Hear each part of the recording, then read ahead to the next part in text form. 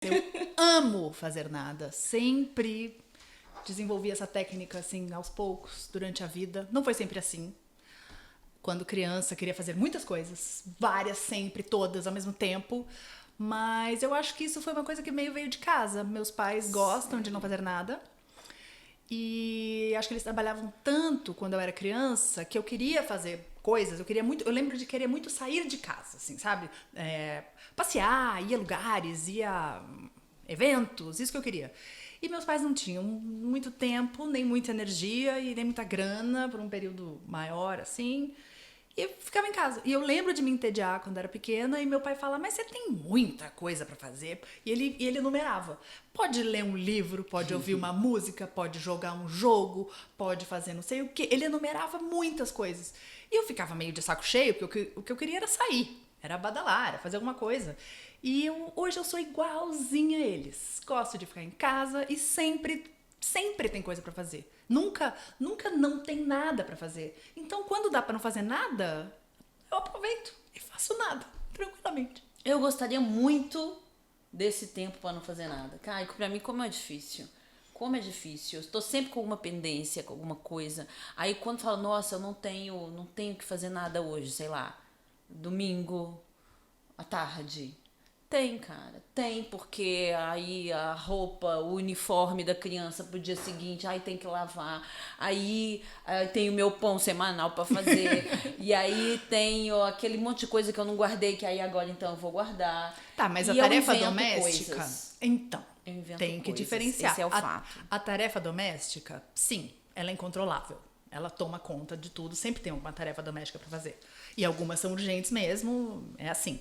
Mas será que não tem uma parcela desse tanto de coisa que você faz que você consegue priorizar?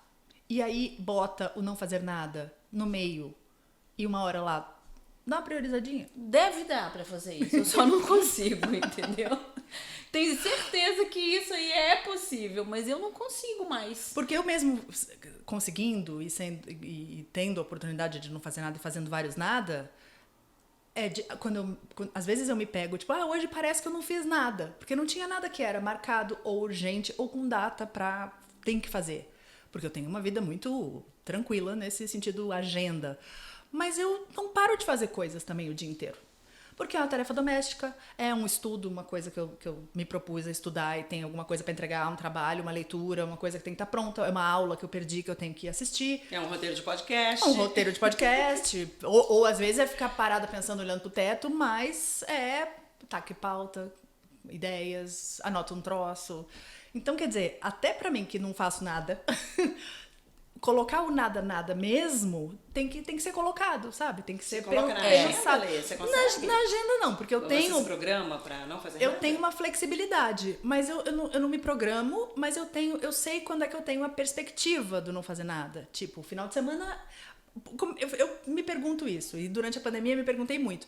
Como é que eu que não tenho quase agenda rígida, por que o final de semana tem um espírito diferente do que tem os outros dias? E na pandemia, que eu fiquei literalmente 1 ano e meio sem sair de casa, 1 ano e meio. Hoje eu não acredito. Hoje, quando eu acordo e abro a janela, eu penso, meu Deus, teve 1 ano e meio que eu fiz isso todos os dias, sem nenhuma perspectiva de fazer nada fora de casa.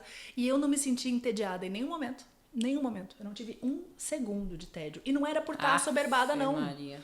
É agenda aberta completamente e não ter tédio, sabe? E ter pressões de isso tem que ser agora, isso tem que ser daqui a pouco, isso tem que ser... Então eu não preciso botar na agenda porque ela não é apertada, mas tem essa coisa da perspectiva. E eu acho que isso na pandemia me salvou, porque eu sabia que o final de semana era para relax a mais, sabe, assim, eu obedeço uma rotina que é meio quase biológica, sabe?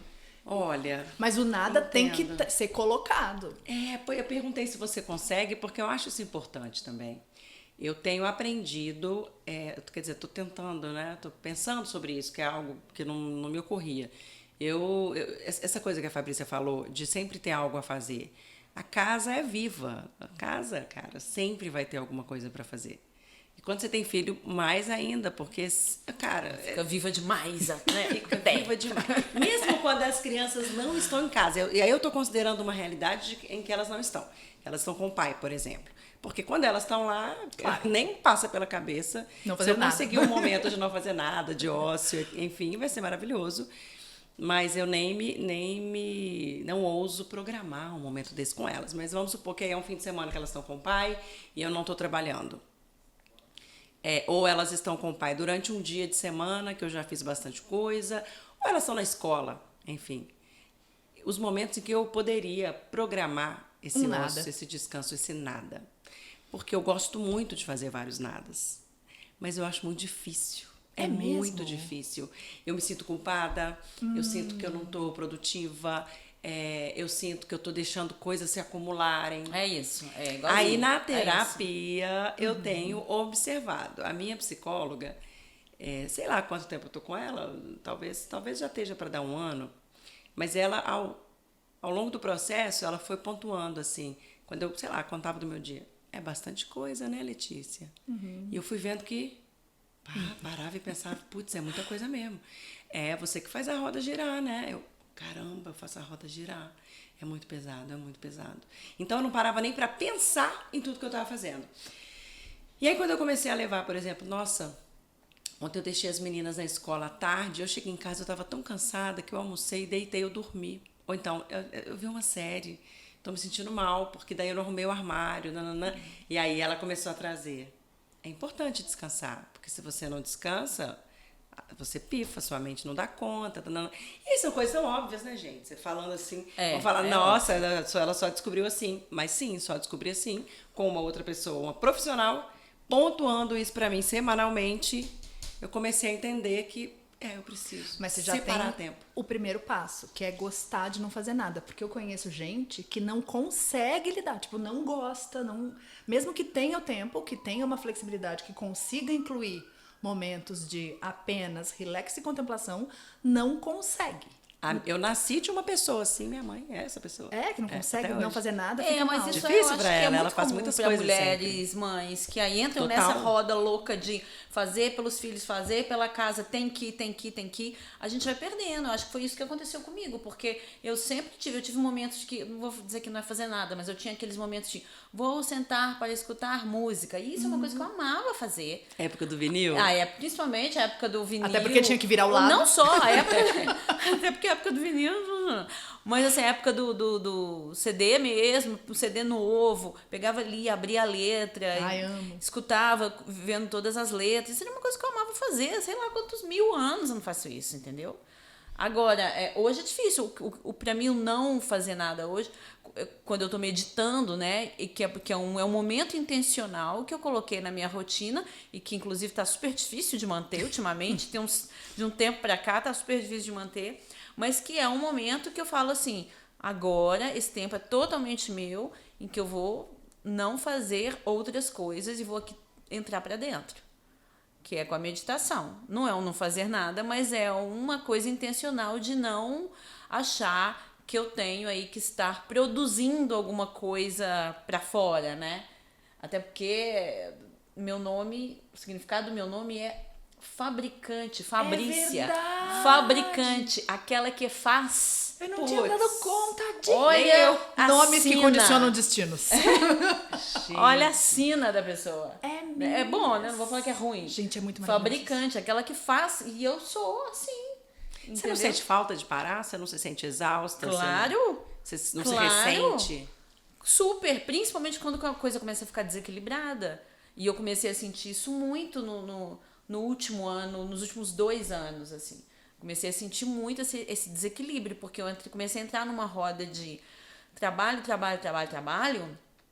que isso começou a prejudicar a minha relação com as minhas filhas, a minha relação com a minha família, a organização da minha casa. Eu começo a ver uns sintomas, assim. Eu acho que, por exemplo, o armário extremamente mal arrumado, a organização física de uma casa diz muito sobre você. Então, eu comecei a intencionalmente tomar umas estratégiazinhas assim de organização da casa. E isso me ajudou muito. Então, se minha mesa de trabalho está arrumada, A cozinha organizada, é claro que eu deixo louça de um dia pro outro, deixo muitas vezes, mas saber que aquilo ali tá organizado me ajuda a organizar minha mente. Então, por exemplo, quando eu tenho que fazer almoço, eu comecei também a adotar algumas táticas assim, tirei tal coisa, já guardo, sabe? Tirei o saleiro, já guardei o saleiro. Tirei o negócio do tempero, já guardei. Essas coisas assim, para me ajudar a organizar minha mente, para eu não ficar desorganizada demais e não deixar ficar acumulando coisas.